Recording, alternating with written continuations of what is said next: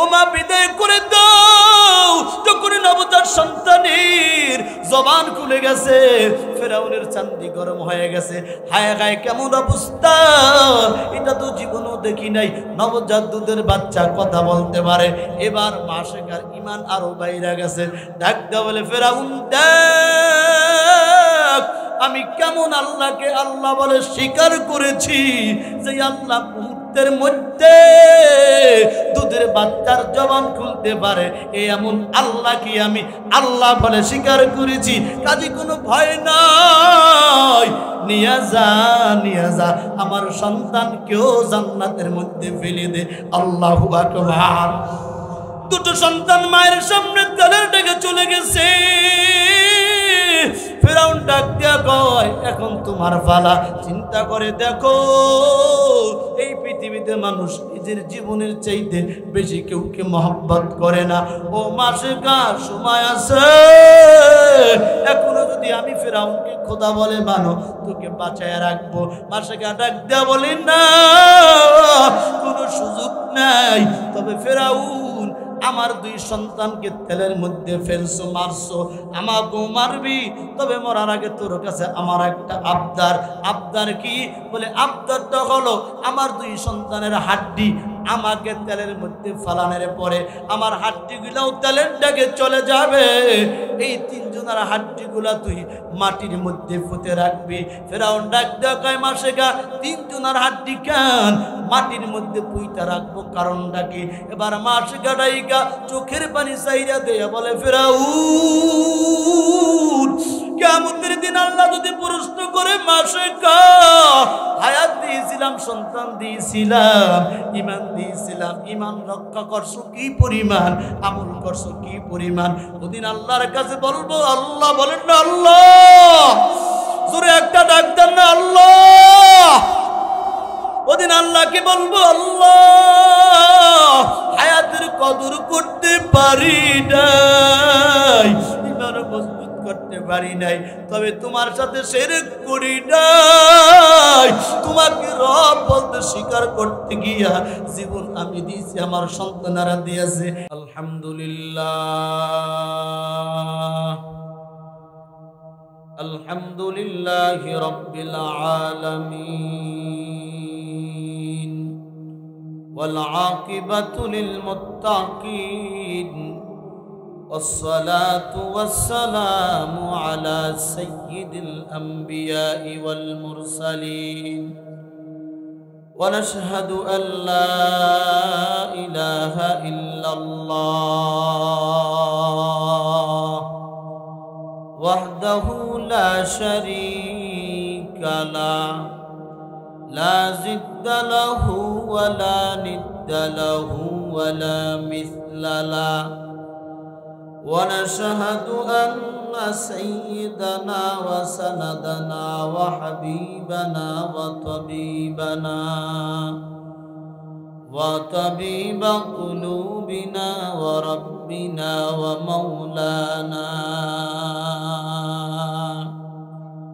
ومولانا محمدا عبده ورسوله. أما بعد فأعوذ بالله من الشيطان الرجيم. بسم الله الرحمن الرحيم. والعصر إن الإنسان لفي خسر إلا الذين آمنوا وعملوا الصالحات وتواصوا بالحق وتواصوا بالصبر. وقال رسول الله صلى الله عليه وسلم: كل أمتي يدخلون الجنة إلا من أبى قيل ومن أبى قال ومن أطعني دخل الجنة ومن عصاني فقد أبى أو كما قال النبي عليه الصلاة والسلام إن الله وملائكته يصلون على النبي يا أيها الذين آمنوا صلوا عليه وسلموا تسليما اللهم صل على محمد النبي الأمي وآله وسلم تسليما محمد نے آکر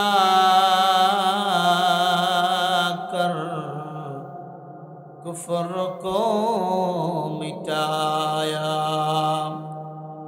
کفر کو مٹا کر صداقت بتایا بلغ العلا بکمالہ كشف الدجى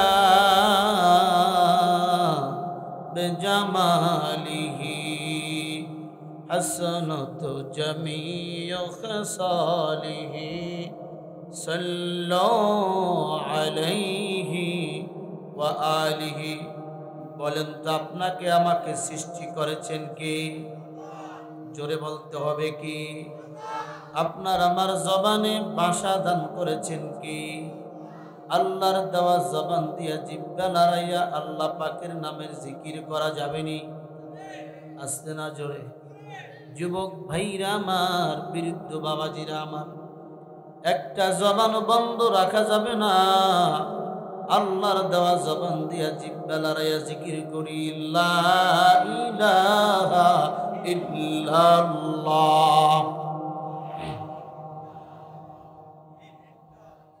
আরো জোরে মহব্বতে লা ইলাহা লা ইলাহা লা ইলাহা ইল্লাল্লাহ লা ইলাহা সিজদা করব না গায়রুল্লাহ সিজদা করব ইয়া আল্লাহ বলেন সিজদা করব না গায়রুল্লাহ সিজদা করব ইয়া আল্লাহ মাজার বাজার গায়রুল্লাহ নবী ওলি গায়রুল্লাহ লা ইলাহা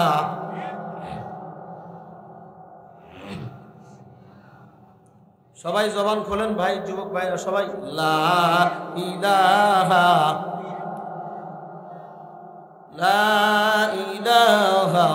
ইল্লাল্লাহ লা ইলাহা আসমানে আল্লাহ জমিনে আল্লাহ আসমানে আল্লাহ হায়াতে আল্লাহ মুওয়াতে আল্লাহ আল্লাহ আল্লাহ জোরে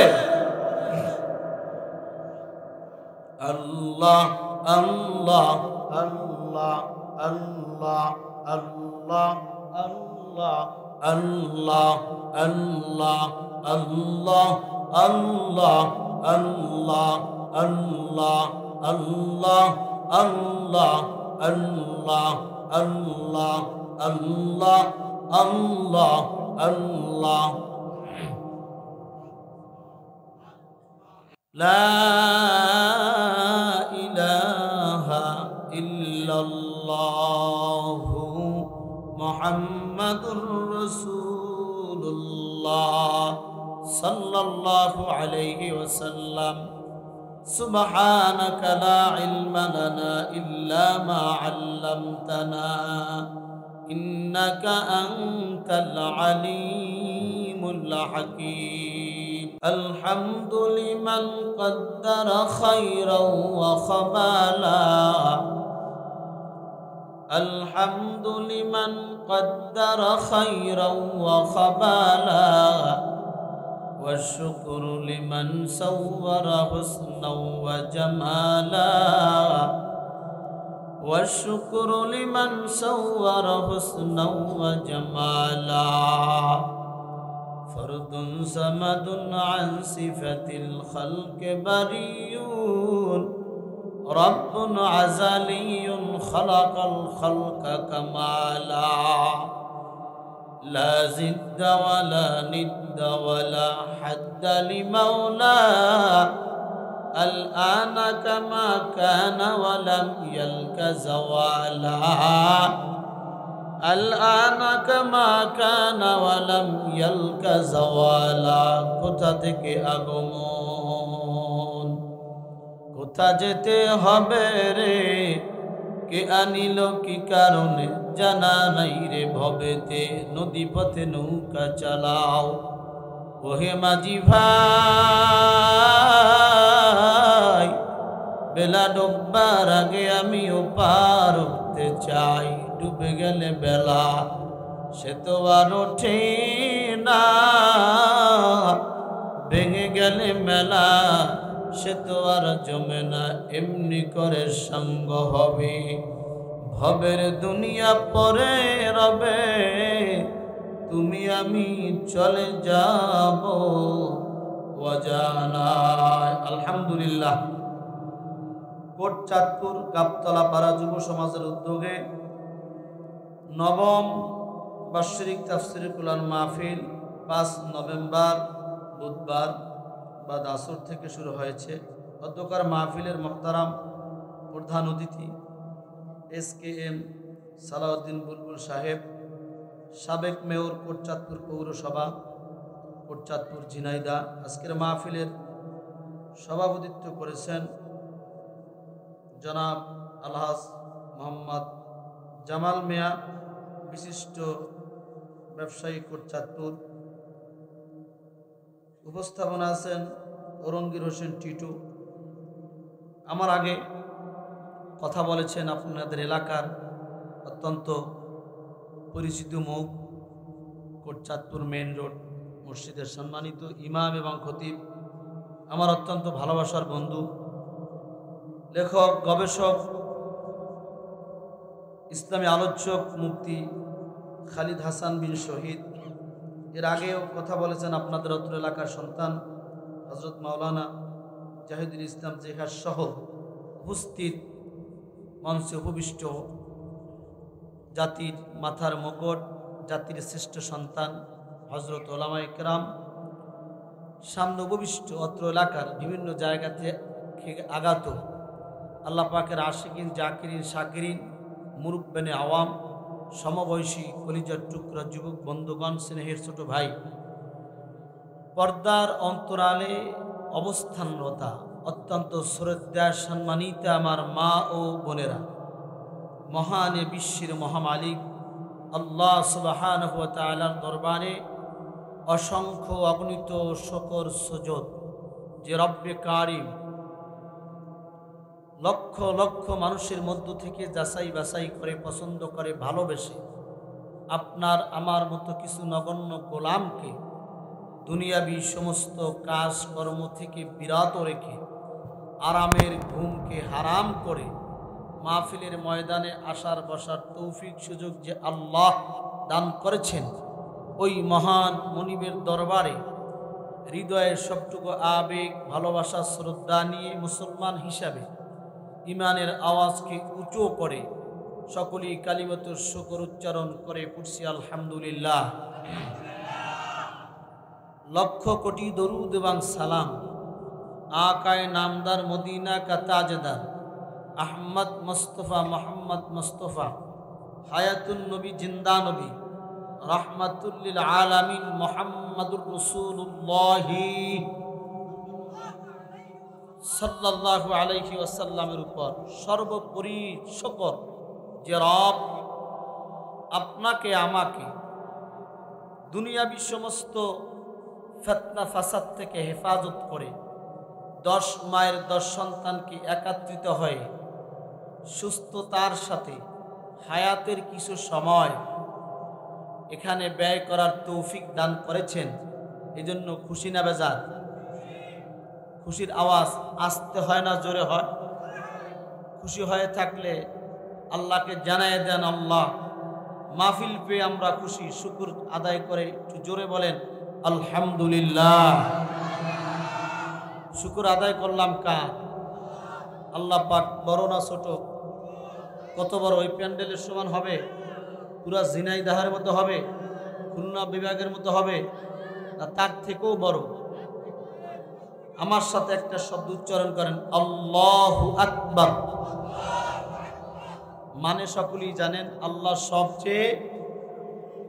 সবচেয়ে আসমান এবং জমিনে যাহা কিছু আমরা দেখি অথবা দেখি না সব কিছুর সৃষ্টিকর্তাকে, যিনি সৃষ্টিকর্তা তিনি সবচেয়ে বড়। ভাইরা, আরেকটা প্রশ্ন করি, আপনাদের গ্রামে অঞ্চলে আপনারা যারা আসছেন মানুষের সংখ্যা কি এই না আরো কিছু আছে? 10-12 জন হবে না তার থেকেও বেশি? জবাব এর থেকেও অনেক অনেক গুণ বেশি, যেটা গণনা করে শেষ করা যাবে। আসতে পারে নাই, ব্যাপার কি? আপনারা আসতে পারলেন, তারা আসতে পারে নাই, ব্যাপার কি? নসিবে নাই। উদাহরণ দিলে বুঝবেন। ঘরের পাশেই মসজিদ, আজান ঘর থেকে শোনে, তারপরও মসজিদে ঢোকে না, নামাজ পড়ে না, এরকম মুসলমান আপনাদের গাবতলা পাড়ায় নাই? আছে? আবার এর বিপরীতে রাস্তা দিয়ে হেঁটে যায় পথিক, আজান শুনছে বলে একটু পরে যাই, নামাজটা আদায় করে যাই, এরকম মুসলমানও কি বলেন আছে? আছে। লক্ষ লক্ষ টাকার মালিক আছে, একবারও মক্কা মদিনা যাইতে পারে নাই। আবার বেশি টাকার মালিক না, প্রতি বছর দৌড়ায়। কি আছে না নাই? ব্যাপারটা কি? ব্যাপারটা কিছুই না। আল্লাহ তাআলা বলেছেন, মাইয়ুদিল্লাহু ফালা মুদিল্লা লাহু ওয়া মাইয়ুদলিলহু ফালা হাদিয়া লাহু। আমি আল্লাহ যাকে হেদায়েত দেই তাকে কেউ গোমরা করতে পারে না, আমি আল্লাহ যাকে গোমরা করি পৃথিবীর কেউ তাকে হেদায়েত দিতে পারে। ভাইরা, বাংলাদেশের একটা সংসদ ভবন আছে, কয়েকদিন পর নির্বাচিত হওয়ার পরে যারা সংসদ সদস্য তারা সংসদে যাবে। সংসদ সদস্য বাদ দিয়ে কোনো লোক কি সংসদে ঢুকতে পারবে? তাও কার্ড দেখাইতে হবে, কারণ এটা সংসদ সদস্যদের জন্য রিজার্ভ করা, নির্ধারিত, কারণ সবাই ঢুকতে পারে না, ওটা সম্মানের জায়গা। বিপরীতে জান্নাত এবং জাহান্নাম, জান্নাতেও সব মানুষ ঢুকতে পারবে না। শুধু তাই নয়, এই মাহফিলে সবাই আসতে পারে না, আসলেও দেখবেন অনেক মানুষ বসতে পারে না, বসলেও দেখবেন শেষ পর্যন্ত থাকতে পারে না। কথা কয় না? এখনো এই রাস্তার আশেপাশে অনেক লোক আছে না, যুবকেরা, কেউ চা খায়, বিড়ি খায়, সিগারেট খায়, বাদাম খায়, গল্প দেয়, লাস্টে যায় বই বনে, এরকম আছে না নাই? তবে আমার বিশ্বাস এই লোকগুলো এখনই চলে আসবে। আল্লাহ এদেরকে আসার তৌফিক দান করেন, জোরে কর। আবার প্রশ্ন করি, মাহফিল পেয়ে খুশি না বেজার? শুকর আদায় হবে কার? আল্লাহ বলেন, লা ইন শাকারতুম লা আযীদান্নাকুম ওয়া লা ইন কাফারতুম ইন্না আযাবি লাশাদীদ।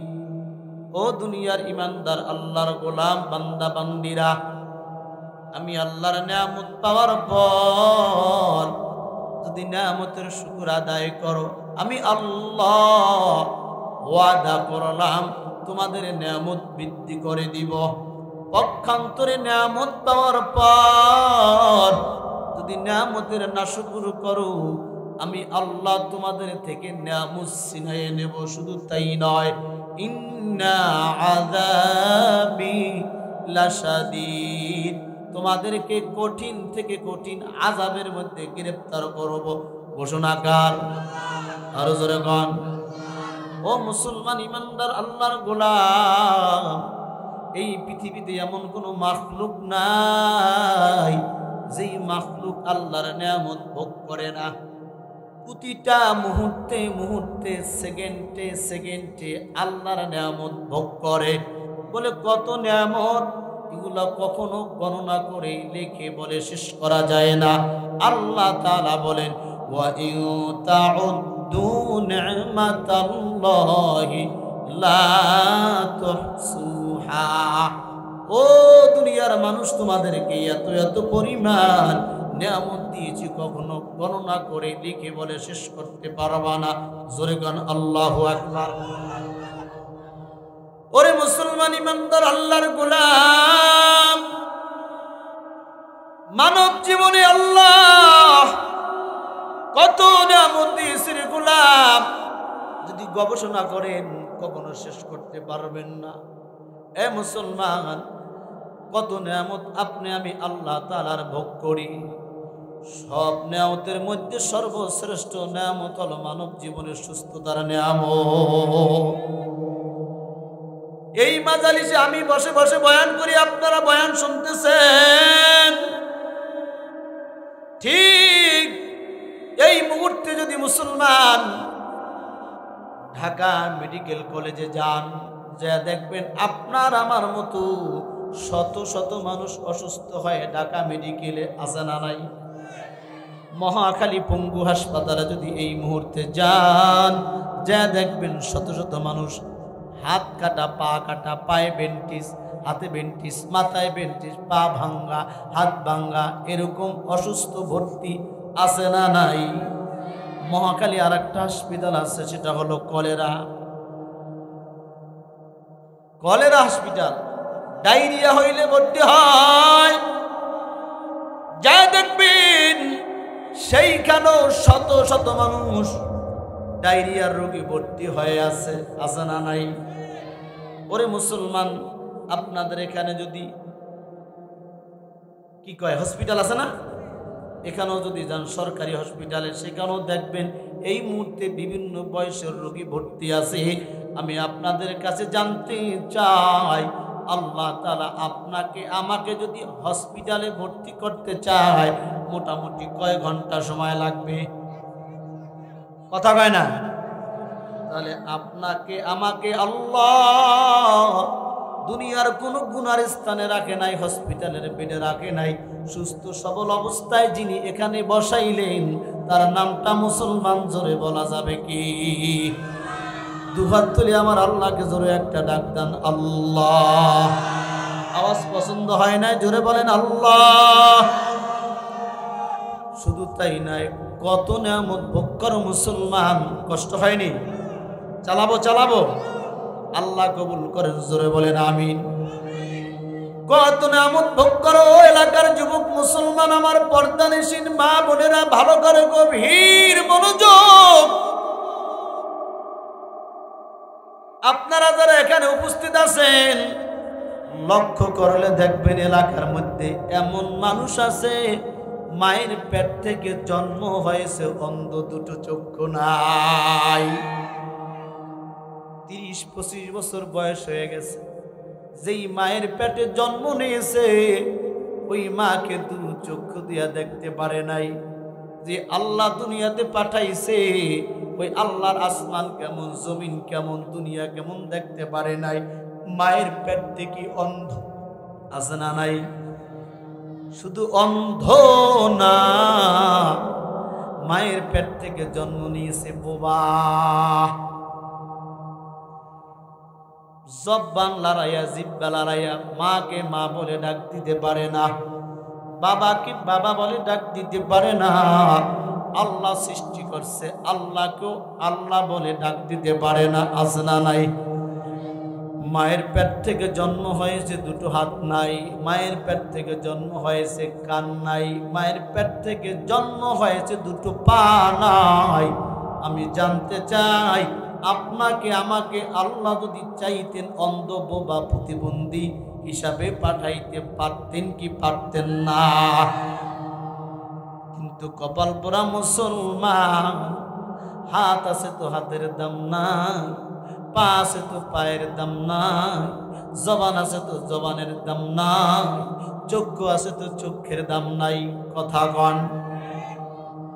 এ মুসলমান, যার দুটো চক্ষু নাই তার কাছে পৃথিবীটা মূল্যহীন।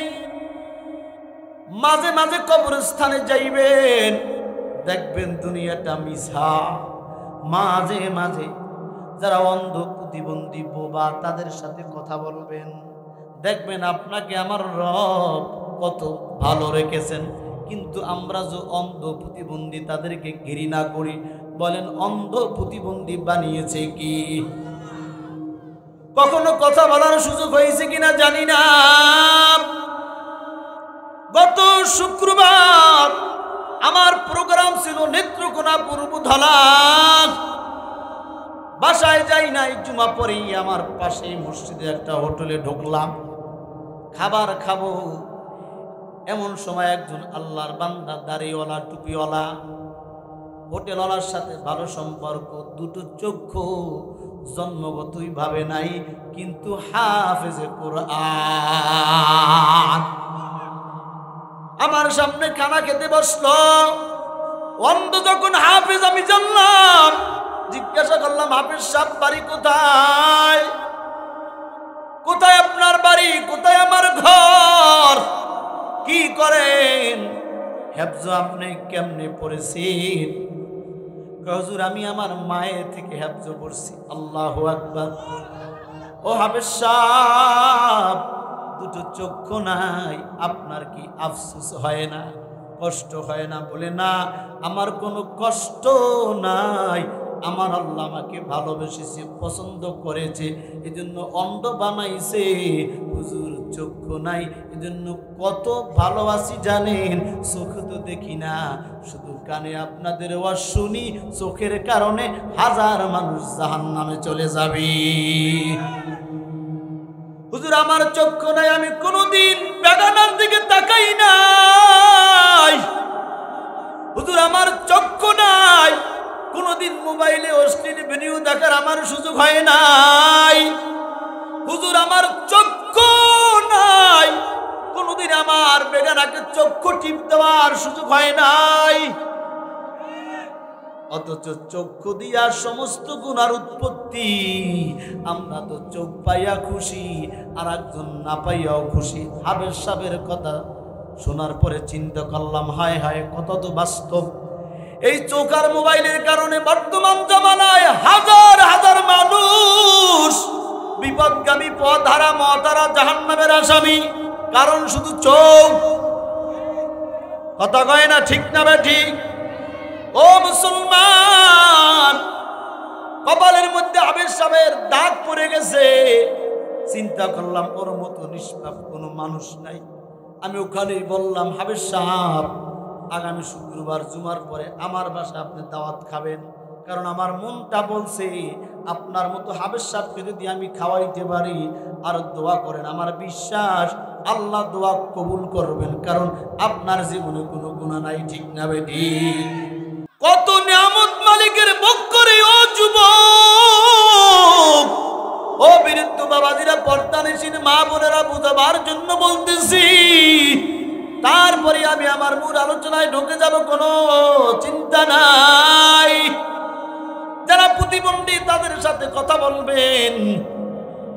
গাড়িতে যাইতেছে একজন যুবক, টাটকা যুবক, চেহারা খুব সুন্দর। তাকায় দেখি যুবকের দুটো হাত নাই। এ যুবক, কথা বলার আগ্রহ জাগলো। দেখি হাতের প্রশ্ন করলে কি জবাব দেয়। এ যুবক, তোমার কি জন্ম থেকে হাত নাই? না, তোমার কোনো কারণে হাত পড়ে গেছে। প্রশ্ন করতে দেরি হয়। তাকায় দেখি আল্লাহর গোলাম যুবক, চক্ষু বেয়ে বেয়ে পানি পড়া শুরু হয়ে গেছে। প্রশ্ন করলাম, যুবক, হাতের প্রশ্ন করলাম, তুমি কান্না শুরু করলা কেন? যুবক ডাক দিয়ে বলে, হুজুর,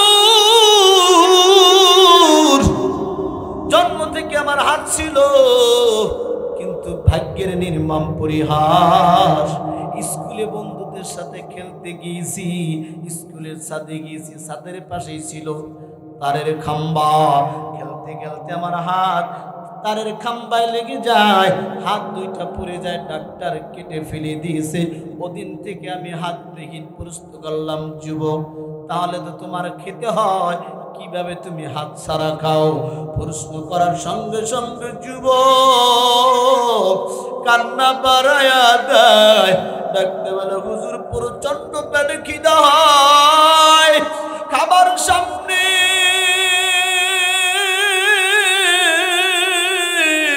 কিন্তু খাবার খেতে পারি না। হুজুর মাঝে মধ্যে এমন খিদা হয়, মা ঘরের বাইরে কাজ করে, খাবারের পাশে দাঁড়াইয়া কান্না করে খাইতে পারি না। ও গাবতলা পাড়ার মুসলমান যুবক মা বোনেরা, তোমার আমার হাত আছে, হাতের কদর নাই। তোমাদের কাছে জানতে চাই, হাতওয়ালা পাওয়ালা চক্ষুওয়ালা এখনো তোমাকে আমাকে সুস্থ রাখেছেন যেই মালিক, ওই মালিকের নাম কি? আল্লাহ। আওয়াজ পছন্দ হয় না, জোরে বলো কি? আপনাদের কি কষ্ট হয়? ভাইরা আমার জন্য সুখে থাকো, দুঃখে থাকো, শুকুর হবে একজন। আর কার? আরো জোরে বলেন কার?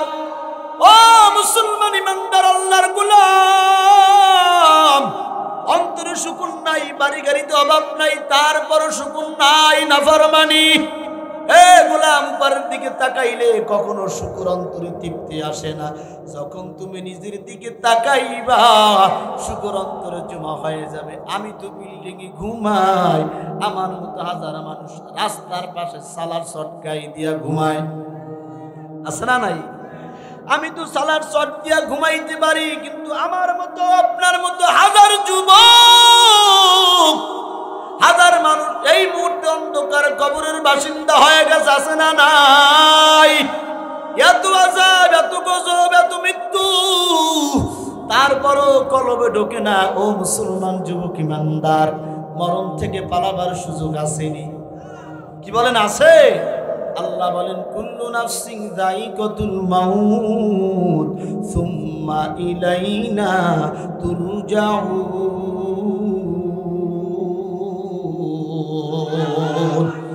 পৃথিবীর বেঈমান নাস্তিক মুরতাদেরা সব আয়াত আল্লাহর অস্বীকার করতে পারে, কিন্তু মরণের আয়াত অস্বীকার করতে পারে না। ওরে মুসলমান, জন্ম তারিখ জানা আছে, মরণের তারিখ জানা নাই। আইনামা তাকুনু ইদরুকুমুল মাউত ওয়ালাউ কুনতুম ফি বুরুজিন মুশাইয়্যিদা। ঘোষণাকার আল্লাহ বলে, বান্দা মরণ থেকে যতই পালাও, মরণ তোমায় লইবে ঘিরি, যদিও সুদূর আকাশ পানে সেথায় লাগিয়ে সিঁড়ি। ঠিক না বেঠি? এমন কোন দিন নাই, এমন কোন মুহূর্ত নাই মানুষের মরণের সংবাদ নাই। আল্লাহ বলে, গোলাম জন্ম তারিখ জানিয়ে দিয়েছি, তবে মৃত্যুর তারিখ জানা নাই। কখন মরবা, কোন অবস্থায় মরবা কেউ জানে না, যিনি জানে তিনি কি? সুস্থ অবস্থায় মারা যাবা, না অসুস্থ অবস্থায় মারা যাবা, বৃদ্ধ হয়ে মারা যাবা, না যুবক অবস্থায় মারা যাবা, অ্যাক্সিডেন্ট হয়ে মারা যাবা, না ক্যান্সারে ধুকে ধুকে মারা যাবা, কে জানে? রাত্রে মারা যাবা না দিনে মারা যাবা, কেউ জানে না, যিনি জানে তিনি কে? ওরে যুবক বৃদ্ধ বাবাজিরা, যাদের বয়স, বাবা আপনার বয়স কত? 70-75 বছর আমার বাবার বয়স। বলেন, আপনার থেকে ছোট মানুষ কবরে আছে না নাই? কি আছে? এই আরো উদাহরণ দিয়া বুঝাই দেয়, যেই যুবকেরা মাহফিলের আয়োজন করেছো, কারো বয়স 30, কারো বয়স 25, যেই যুবকের বয়স 30, আমি তোমাদের কাছে জানতে চাই 25 বছরের যুবক কবরে আছে না নাই? যেই যুবকের বয়স 25, আমি জানতে চাই 20 বছরের যুবক কবরে আছে না নাই? যেই যুবকের বয়স 20, আমি জানতে চাই 15 বছরের মানুষ কবরে আছে না নাই? তাহলে আপনি আমি যেই অবস্থায় বেঁচে আছি, এর থেকে কম বয়সে হাজার মানুষ দুনিয়ার থেকে চলে গেছে, ঠিক না বেটি? কিন্তু মুসলমান, আল্লাহ বলছে কখন মরবা, কোন অবস্থায় মরবা কেউ জানে না, যিনি জানে তিনি কি? এই পৃথিবীর নিজাম, সন্তানের কাঁধে বাবার লাশ, বাবার কাঁধে সন্তানের লাশ। বাবা সব সময় আশা করে, মা সব সময় আশা করে আমার সন্তান আমাকে কাফন দাফন করবে, আমার কবরের পাশে দাঁড়াবে, কিন্তু যা আশা করে তা হয় না। এই দুনিয়ার কত নিয়ম, বাবা দুনিয়াতে বেঁচে যায়, সন্তান দুনিয়া থেকে চলে যায়। আমার ফ্যামিলির ছোট্ট একটা ঘটনা বলি, যুবক কখন মরবা? আপনাদের কষ্ট হয়? কখন মরবা, কোন অবস্থায় মারা যাবা, কত বছর বয়সে মরবে রে যুবক? গত মাসের 25 তারিখের ঘটনা বলি, বুঝাবার জন্য বলি। আমার ভাইয়ের সন্তান, আমার ভাতিজা, 17 বছর বয়সের যুবক, ঢাকা কেরানীগঞ্জ কাজ করতেছিল, রাজমিস্ত্রির কাজ। সকালবেলা ছাদ থেকে পইরা মারা যায়। আমার কাছে যখন ফোন আসে আমি বিশ্বাসই করি নাই। হায় হায়, ফোনটা পাইয়া অস্থির হয়ে গেলাম। ভাতিজা মারা গেছে, জীবনে কল্পনাও নাই। আল্লাহর কি মেহেরবানি, আল্লাহর কি সিদ্ধান্ত, আল্লাহর কি ওয়াদা, এটা আল্লাহ ছাড়া কেউ জানে না, ঠিক না বেটি? ওরে মুসলমান, আব্বা আম্মা ছোটবেলায় মারা গেছে। জীবনে আপন মানুষের জানাজা পড়ানো খুব কম হয়েছে। সংক্ষেপ করে বলি, অ্যাক্সিডেন্টের লাশ, হাসপাতালে ঝামেলা, থানার মধ্যে ঝামেলা। অভিজ্ঞতা হইল হাসপাতাল, কোর্ট কাছারি, থানা, অধিকাংশ মানুষই দেখতে মানুষ কিন্তু জানোয়ার। কথা বলেন? আপনার আমার বিপদ, তাদের হলো পকেট ভারী করার ধান্দা। ওই যে থানার মধ্যে দেখেন যারা দিনদার ইমানদার, পুলিশ বাদ দিয়া সব পুলিশ হইল শুধু টাকা খাওয়ার ধান্দা। তবে আপনাদের এই থানার পুলিশ সবাই ভালো।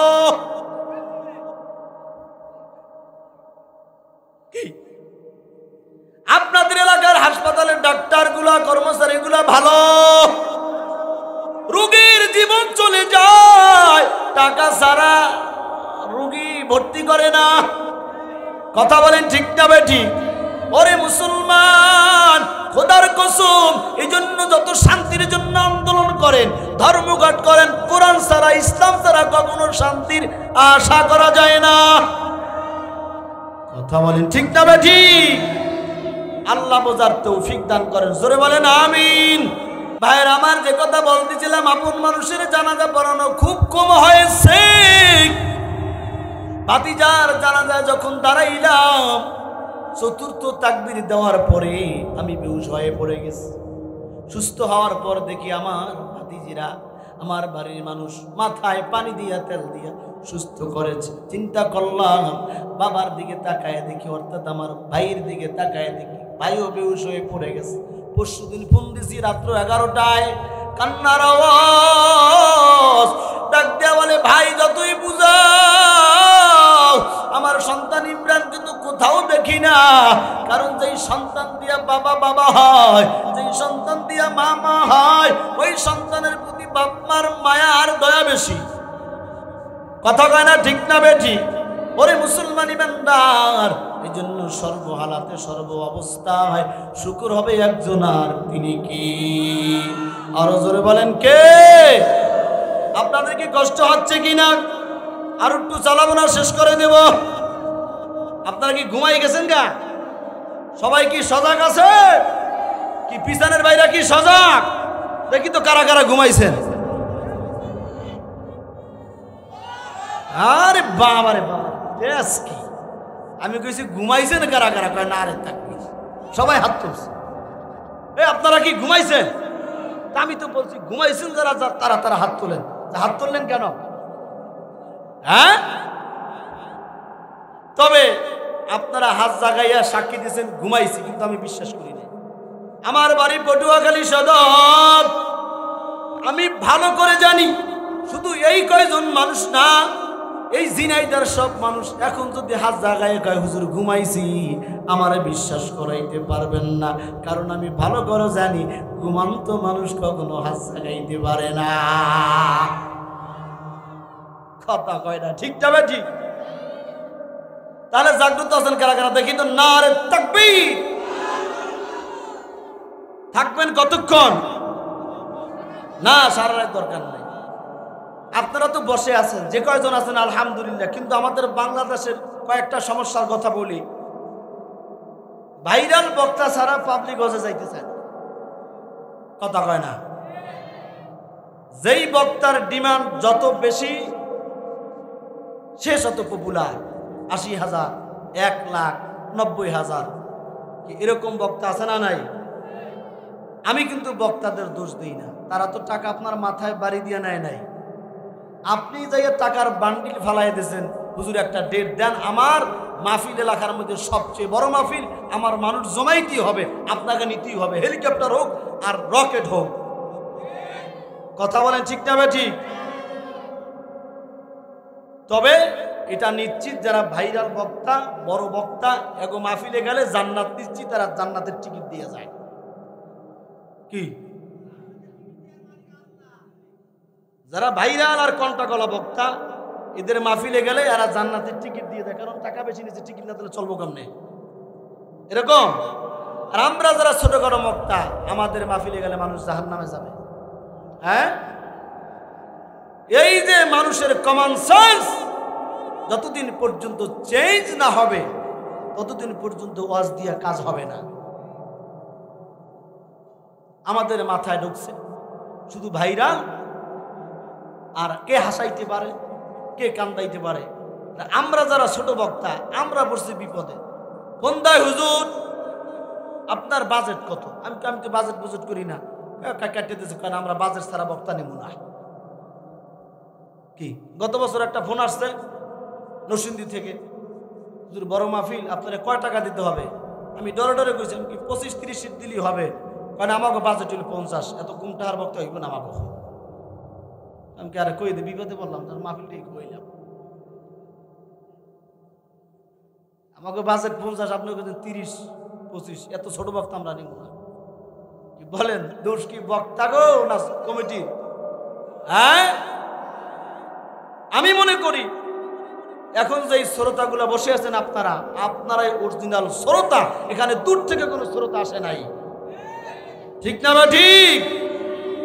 লক্ষ লক্ষ মানুষ হয়, অধিকাংশ মানুষ নামাজই পড়ে না, ফজর নামাজ তো পড়েই না। এখন এটা মিডিয়ায় গেলে মনে করবো আমি বক্তব্যের বিরুদ্ধে না, বক্তব্যের বিরুদ্ধে না, যেটা সঠিক সেটা বলতে হবে। এই জন্য আমাদেরকে সচেতন হতে হবে, আমরা যেন নেশার পেশা হিসাবে ওয়াজকে গ্রহণ না করি। ওয়াজ উদ্দেশ্য হলো কোরআনের কথা শোনা, জীবনকে কোরআনের মতো করা, জাহান্নাম থেকে বাইচা জান্নাতের পথে যাওয়া। কথা বলেন ঠিক না বেটি? আবার অনেকে বলে তাফসির ছাড়া কথা বলা যাবে না। বাংলাদেশে তাফসির করছে একমাত্র একজন, দেলোয়ার হোসেন সাইদি সাহেব। কথা বলেন ঠিক না বেটি? কোরআনের কথা প্রত্যেকটা কথাই দামি, প্রত্যেকটা কথাই গুরুত্বপূর্ণ। তবে আমি মনে করি তাফসিরের থেকেও কোরআন হাদিস থেকে গবেষণা করে ওই কথাগুলা বলা দরকার, যে কথাগুলা বললে পরে মানুষ নামাজি হয়, পর্দাওয়ালা হয়, সুদ ছাইরা দেয়, দাড়িওয়ালা হয়, টুপিওয়ালা হয়, চোখের মধ্যে কান্না আসে, কলবের মধ্যে জাহান্নামের ভয় ঢোকে। এমন আলোচনার দ্বারা দিনের দুনিয়ার উভয় জাহানের ফায়দা হয়, ঠিক না বা ঠিক? শুধু তাফসির তাফসির করে চিল্লায়। আরে তাফসির করতে গেলে 13টা যোগ্যতা বক্তার লাগে, যারা শুনবে তাদেরকেও 13-14টা যোগ্যতা থাকতে হয়।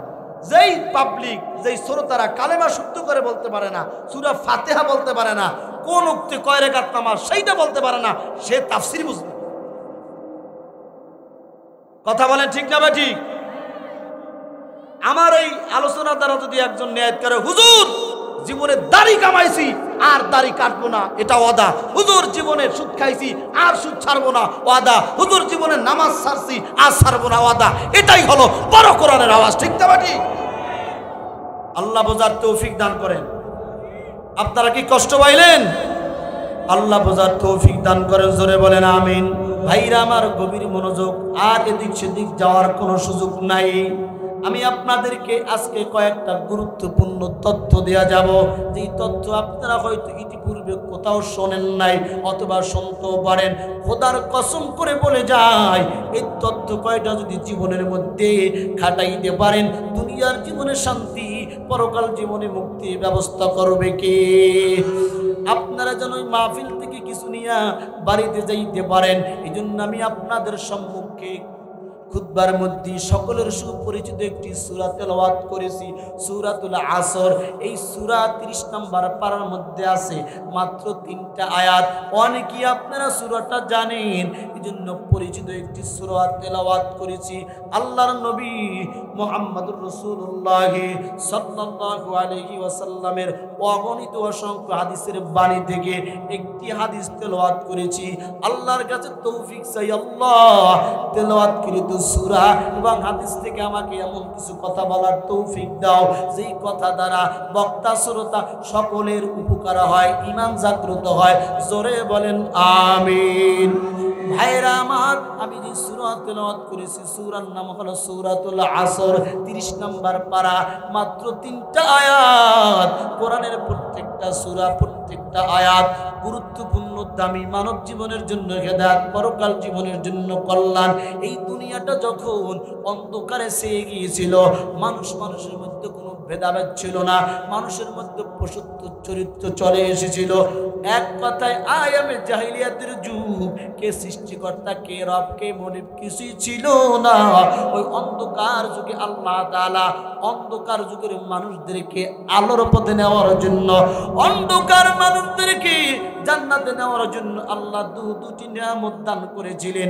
একটি নিয়ামতের নাম হলো কোরআন, আরেকটি নিয়ামতের নাম হলো মুহাম্মাদুর রাসূলুল্লাহ সাল্লাল্লাহু আলাইহি ওয়াসাল্লাম। ও বন্ধুরা, কোরআন যেই ব্যক্তির উপর নাজিল হয়েছেন, তিনি হলেন আপনার আমার কলিজার টুকরা পয়গম্বর মুহাম্মাদুর রাসূলুল্লাহ সাল্লাল্লাহু আলাইহি ওয়াসাল্লামের উপর। ও মুসলমান ইমানদার, নবীর উপর যেই সময় কোরআন নাজিল হয়েছে, ওই জমানাটার মধ্যে এত খারাপ মানুষ ছিল, যেই মানুষগুলা পৃথিবীর ইতিহাসে আর আসবে না, আসার কোনো সম্ভাবনাও নাই। ওই কোরআন তাদেরকে আলোকিত করেছে। ওই কোরআন যারা মানছে তারাই হয়েছে শ্রেষ্ঠ মানুষ। ওই কোরআন যারা মানছে তারাই হয়েছে সাহাবী। ওই রাসূলকে যারা মানছে তারাই হয়েছে সাহাবী। আর এক একটা সাহাবী আর সাহাবী কান্নুজুম, এক একজন সাহাবী সম্পর্কে আল্লাহর নবী বলেন, আমার এক একটা সাহাবী আকাশের নক্ষত্র সমতুল্য। কোনো একজন সাহাবী যদি পদাঙ্ক অনুসরণ করো, তোমরা হেদায়েত পেয়ে যাবে। আল্লাহু আকবার। ভাইরা আমার, ওই কোরআনুল কারীমের সূরা আসর ছোট্ট একটি সূরা, কিন্তু এর পাওয়ার আর ওয়েট এত বেশি, এত বেশি। 4 মাযহাবের একজন ইমাম শাফি রাহমাতুল্লাহ আলাইহি ডাক দেয়া বলে, ও দুনিয়ার মানুষ ইমানদার, এই সূরাটা এত দামি, এত পাওয়ারফুল, এত মর্যাদাপূর্ণ, আল্লাহ যদি কোরআনের আর কোনো আয়াত, কোনো সূরা নাজিল না করতেন, শুধু সূরাতুল আসর নাজিল করতেন, আর এইটার উপর পৃথিবীর মানুষ যদি আমল করত, একটা সূরাই মানুষকে জান্নাতে নিয়ে যাওয়ার জন্য যথেষ্ট হয়ে যেত। আল্লাহু আকবার। কেমন সূরা মুসলমান? এই সূরার মধ্যে আমার আল্লাহ 4টা কর্মসূচি দিয়েছেন, 4টা কথার কথা বলেছেন, 4টা গুণ অর্জন করার কথা বলেছেন। এই 4টা গুণ, 4টা কর্মসূচি যারা মানবে, তাদেরকে বিনা হিসাবে জান্নাতের মেহমান বানিয়ে দেবে আল্লাহ। আর 4টা গুণ যারা মানবে না, তাদেরকে জাহান্নামের আসামি বানিয়ে দেবে আল্লাহ। তাহলে বোঝা গেল 4টা এমন গুণ, 4টা এমন কর্মসূচি, যে 4টা গুণ মানলি জান্নাতের মেহমান বানাবে কে? ভাইরা আমার, কেমন 4টা গুণ আমরা বলবো এবং শুনবো, আমল করবো, বলেন ইনশাআল্লাহ।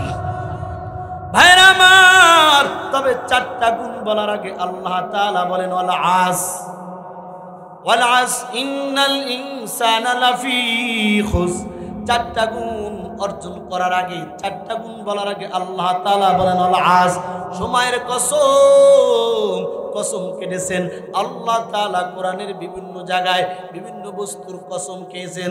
ওয়াশ শামসি ওয়া দুহাহা ওয়াল কমারি ইযা তালাহা ওয়াদ-দুহা ওয়াল-লাইলি ইযা সাজা ওয়াত-তিনি ওয়াজ-যাইতুন ওয়া তুরি সিনিন, এরকম বিভিন্ন সূরার মধ্যে আল্লাহ তাআলা কসম কেটেছেন গুরুত্ব বোঝাবার জন্য। এই 4টা গুণ অর্জন করার আগে আল্লাহ তাআলা সময়ের কসম খেয়ে বলেন আল আস, সময়ের কসম। প্রশ্ন হতে পারে হুজুর সময়ের কসম আল্লাহ তাআলা কেন কাটলেন? বলে এই দুনিয়ার মধ্যে মানুষের জীবনে হায়াত বড় নিয়ামত, হায়াতের পরে সবচেয়ে বড় নিয়ামত হলো সময়। সময়টা এত দামি, এত গুরুত্বপূর্ণ মুসলমান ইমানদার। এজন্য আল্লাহ তাআলা বলেন আল আস, সময়ের কসম। সময়টার এত দাম, এত গুরুত্ব। বলে সময়কে যে যত বেশি গুরুত্ব দেবে, কাজে লাগাবে। কোন মানুষ যদি দুনিয়ার জীবনে সময়কে কাজে লাগায়, দুনিয়ার জীবনে সাকসেসফুল হয়ে যাবে। একজন ছাত্র যদি লেখাপড়ার মধ্যে বেশি সময় ব্যয় করে, ওই ছাত্রটা ভালো একজন ছাত্র হয়ে যাবে। একজন ব্যবসায়ী যদি ব্যবসার মধ্যে বেশি সময় ব্যয় করে, ওই ব্যবসায়ী একজন সফল ব্যবসায়ী হয়ে যাবে। একজন কৃষক যদি কৃষি ক্ষেতের মধ্যে বেশি সময় ব্যয় করে, তার কৃষিকাজ সফল হয়ে যাবে। এমনিভাবে কোনো মানুষ যদি আল্লাহর ইবাদতের পিছনে বেশি সময় ব্যয় করে, জিকিরের পিছনে বেশি সময় ব্যয় করে, আল্লাহ তাআলার নামাজ সহ বিভিন্ন হুকুমের পিছনে যদি বেশি সময় ব্যয় করে, ওই ব্যক্তি অতি তাড়াতাড়ি আল্লাহওয়ালা হয়ে যাবে। ঠিক না বেটি? এজন্য দেখবেন যার জীবনে সময়ের গুরুত্ব নাই, তার জীবনে কোনো সফলতা নাই। যার জীবনে কোনো মেহনত নাই, তার জীবনে কোনো কষ্ট নাই, তার জীবনে কোনো সফলতা নাই। এ মুসলমান, আজকে তো সময় নষ্ট করার বড় যন্ত্রের নাম হলো মোবাইল। কথা বলেন। এই মোবাইলের ভিতরে সারা পৃথিবীর মানুষ এত এত পরিমাণ সময় আমরা নষ্ট করি। আলেম বলেন, শিক্ষিত বলেন, অশিক্ষিত বলেন, প্রফেসর বলেন, যত লেভেলের মানুষ আছে, এই আধুনিক জমানার স্মার্টফোনের পিছনে আপনি আমি যত সময় ব্যয় করি, খোদার কসম এর 100 ভাগের 1 ভাগ সময় যদি মানুষ আল্লাহর ইবাদতের পিছনে ব্যয় করত, প্রত্যেকটা মানুষ আল্লাহওয়ালা হয়ে যেত। রাস্তাঘাটে যুবকের হাতে মোবাইল, ছোট্ট ছোট্ট বাচ্চারা, দুধের বাচ্চা, 6 মাস 3 মাস বয়সে বাচ্চাও মোবাইল ছাড়া দুধ খায় না, সুজি খায় না, খাবার খায় না। জোরে বলেন ঠিক না বেঠিক? ঘরে ঘরে পরকীয়া বেড়ে গেছে, জিনা বেড়ে গেছে। তদন্ত করে দেখবেন কারণ কি? কারণ হলো মোবাইল। হায়া লজ্জা সব নষ্ট হয়ে গেছে। কারণ কি? মোবাইল। হিন্দু ছেলে আর মুসলিম মেয়ের সাথে প্রেম, কারণ কি? মোবাইল। ছেলে আর মেয়ের মধ্যে অন্বেষণ, প্রেম করে মেয়ে ছেলের বাড়ির দরজায় অন্বেষণ করছে, ও আমার সাথে রিলেশন করছে, বিবাহ না করলে অন্বেষণ সারা যাবে না। এরকম আছে না নাই? এজন্য বলি মোবাইলে খাইছে জামানা, মোবাইলে খাইছে। অল্প বয়সের পোলা মাইয়া প্রেমে জড়াইছে জামানা, মোবাইলে খাইছে জামানা, মোবাইলে খাইছে। কথা কয়েন ঠিক না ঠিক? মোবাইলে খাইছে জামানা, মোবাইলে খাইছে। অল্প বয়সের পোলা মাইয়া, ছোট ছোট পোলা মাইয়া প্রেমে জড়াইছে জামানা, মোবাইলে খাইছে জামানা, মোবাইলে খাইছে। ঠিক না ঠিক? রেডিও তুইয়া ট্যাব আসিল, ট্যাব তুইয়া টিভি, টিভি তুইয়া মোবাইল আইলো, যা খুশি তা পাবি। টিভির পর্দায় যাহা আছে, মোবাইলে তাহা আছে। আরো কত কিছু আছে বাজে যুবক আর যুবতী মোবাইলে দেখতেছে। এসব কিছু দেখা ওরা নেশায় মেতেছে জামানা, মোবাইলে খাইছে জামানা, মোবাইলে খাইছে। কাছে থেকে বলছে দূরে পেয়েছি প্রমাণ, নিজের টাকায় মোবাইল কিনা হইছে রে বেঈমান। দূরে থেকে বলছে কাছে, কাছে থেকে বলছে দূরে। পেয়েছি প্রমাণ, নিজের টাকায় মোবাইল কিনা হইছে রে বেঈমান। মোবাইলে মানুষ যেই পরিমাণ মিথ্যা কথা কয়, অন্য জায়গায় এত পায় না। বন্ধু ফোন দিয়েছে, বন্ধু তুই কই? কয় আছি আমি কালীগঞ্জ। আসলে বন্ধু আছে ঝিনাইদহ। আব্বু ফোন দিয়েছে, বাবা তুমি কই? কয় আমি আছি কলেজে। আসলে কলেজে নাই, মেয়েকে নিয়ে পার্কে ঘুরতে গেছে। এইরকম মিথ্যা বললে ওলা সোনার যুবক গাবতলা পাড়ায় একজনও নাই। আছে আছে, তবে আপনাদের এলাকার যুবকেরা ভালো। দোয়া করি আল্লাহ এলাকার যুবকদেরকে তুমি ঈমানের জন্য, ইসলামের জন্য কবুল করো। জোরে বলেন আমিন। তাহলে সময়টা যে যত কাজে লাগাবে তার দাম বাড়ায় দেবে কি? জন্য আল্লাহ বলেন ওয়াল আস, সময়ের কসম, ইন্নাল ইনসানা লাফি খুসর। সময়ের কসমকে আল্লাহ বলেন পৃথিবীর সমস্ত মানুষগুলো হলো ক্ষতিগ্রস্ত, বিপদগ্রস্ত, জাহান্নামী। কার ঘোষণা? ইন্নাল ইনসানা লাফি খুস। সব মানুষগুলা বিপদগ্রস্ত, ক্ষতিগ্রস্ত, জাহান্নামী। আল্লাহর ঘোষণার মধ্যে কোনো ভুল নাই। ইনসান বলতে মুসলমান বলেন, হিন্দু বলেন, বৌদ্ধ বলেন, খ্রিস্টান বলেন, ইহুদি বলেন, পৃথিবীতে যত মানুষ আছে সব মানুষই আল্লাহর এই ঘোষণা অনুযায়ী জাহান্নামে যাবে। এই কথা শোনার পর যারা ইমানদার, নামাজ পড়ে, রোজা রাখে, দিন মানে, ধর্ম মানে, তাদের মনের মধ্যে কষ্ট। হুজুর নামাজ পড়ি জাহান্নাম থেকে বাঁচার জন্য, রোজা রাখি জাহান্নাম থেকে বাঁচার জন্য, দান সদকা করি ধ্বংস থেকে বাঁচার জন্য। এখন আপনার কথা অনুযায়ী, আল্লাহর কথা অনুযায়ী যদি আমরা সমস্ত মানুষই ক্ষতিগ্রস্ত হয়ে যায়, বিপদগ্রস্ত হয়ে যায়, জাহান্নামে হয়ে যায়, তাহলে নামাজ পড়ে লাভ কি? রোজা রেখে লাভ কি? যাকাত দিয়ে লাভ কি?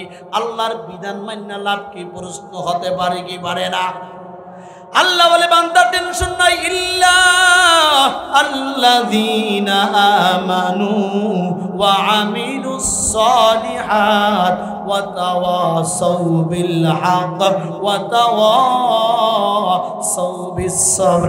আল্লাহ বলে এই পৃথিবীর সমস্ত মানুষের মধ্যে যারা চারটা গুণ অর্জন করবে, চারটা কর্মসূচি মানবে, তারা জান্নাতি, বাকি সবাই জাহান্নামী। বিষয়টা ক্লিয়ার।